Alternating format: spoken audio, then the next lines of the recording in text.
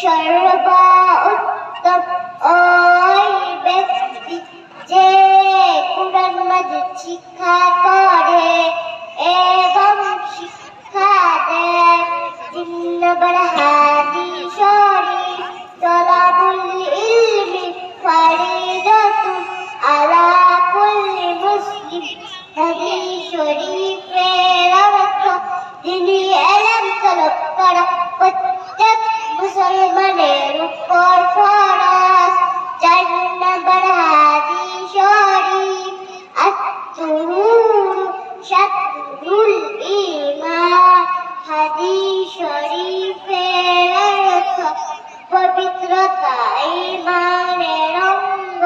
5 নম্বর হাদিস শরীফ মিফতাহুল জান্নাতিস সালাত।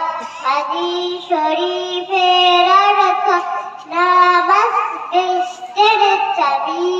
6 নম্বর হাদিস শরীফ আউয়ালু মা ইউহাসাবু বিল আবদু ইয়াউমাল কিয়ামাতিস সালাত।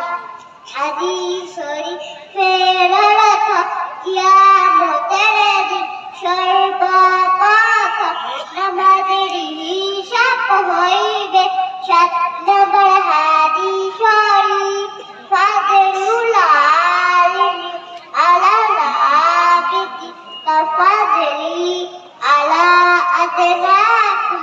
হাদিস শরীফের অর্থ তোমাদের মধ্যে সর্বাপেক্ষা ছোট ব্যক্তি হইতে আমার মতবাদ যত বড়।